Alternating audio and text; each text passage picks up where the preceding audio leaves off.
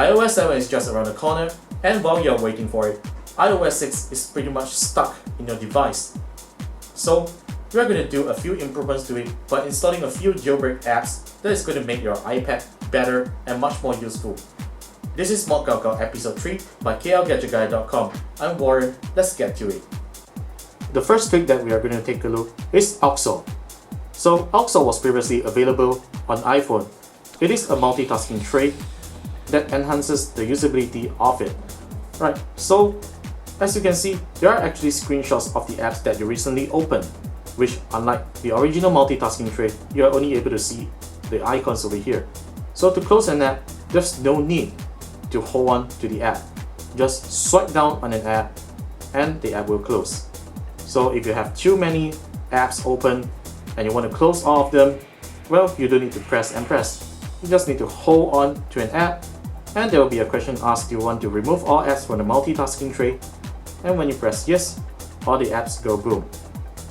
Right, so swiping the multitasking tray to the right reveals the music controls. You will find that the music control buttons have become bigger and you can control the brightness with this scrolling bar, and also you can control your music volume control over here. And swiping it to the right again reveals toggles such as screen rotation, Wi-Fi, Bluetooth, do not disturb location services, and airplane mode.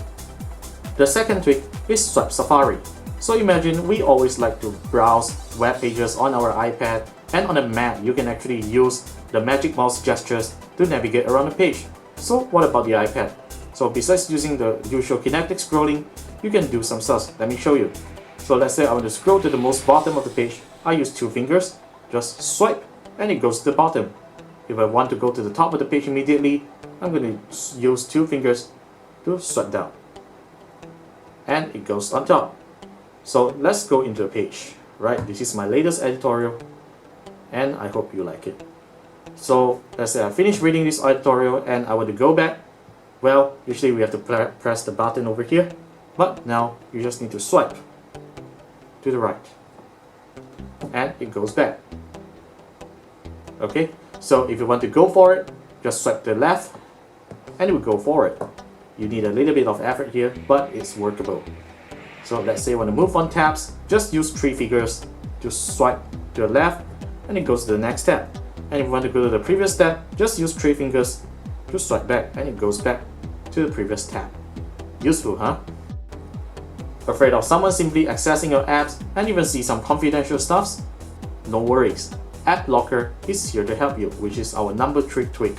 So when you install App Locker, it is immediately available at the settings page.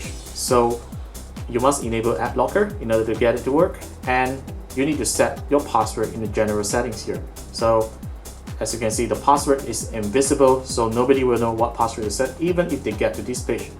But beware, they might actually change it. Alright, so this is just one precaution. Don't let that person know what the app is. So let's go back and let's do some application locking. So I'm going to choose an application to lock. So as you can see, camera is enabled. Right, so let's take a look whether accessing the camera app requires a password. So let's go back to the home screen and I'm going to press on camera, which is on my photography folder. Let's press on camera and you see it asks for my password. So my password is a simple one.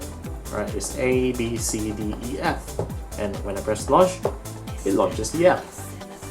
So App Locker not only supports locking apps, it also supports locking folders. So let's take a folder from my home screen, which we're going to choose games. Make sure it's case sensitive, GAMES, capital GAMES. Right, so let's go to settings and we are going to the folder locking site, and the folder name, let's type exactly the same folder name, capital G, small letters AMES. And when we go back, should be fine. And when I press on the games folder, you see it asks for my password as well. So when I enter my password, the same A, B, C, D, E, F, and press open folder, and the folder opens. Trick number 4 that we are going to introduce today is Appster Go.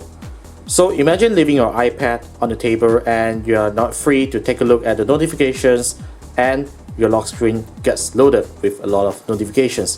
So what Go does, it is able to clear notifications off your lock screen. So what you do, you need to just swipe down on the list of notifications, and there comes the clear notifications slider. Just slide to the right, and all the notifications get cleared off. Let's unlock the iPad and swipe down the notification center. I have a few notifications here, so if I want to clear them off, the only way on the iPad is usually the X button over here. But with Go, you're able to clear the notifications by swiping on the notification. And here you can see a clear button here for you to clear off. And when I press clear, the notification goes off. So let's say if I want a notification to remind me in another few minutes or on a day, I can tap on the notification and there will be an option showing me to remind me in 5 minutes, 50 minutes, 1 hour, 1 day, or even on the day itself. So you can choose the date here and even the time that you want the notification to be reminded again on your lock screen. The last feature that I'm going to introduce today is swipe selection. So let's type a few words on the Notes application. The quick brown fox jumps over a lazy dog. Okay, as you can see, I made mistakes on my sentence, right? So usually when I want to change the text, I'll need to hold on to the text over here until the magnifying glass comes up, and I need to go to the selection that I want to change, right? So with swipe selection, I'm able to go to the text very quickly by just scrolling on the keyboard. Take a look. See, swipe to the left, it goes to left. Swipe to the right, it goes to right. See, very simple. You don't really need to press on the touchscreen to have inaccurate selection. That's it for today, and thank you very much for watching. If you like this video, please give us a thumbs up and leave comments below if you'd like to see more tips and tricks video by us. And remember to subscribe to our YouTube channel at KL Gadget Guide. Remember to visit our website at www.klgadgetguide.com and like us at Facebook KL Gadget Guide. We'll see you next time, and just good news for you, we have 2 upcoming gadget reviews. So stay tuned to our channel. That's it for now.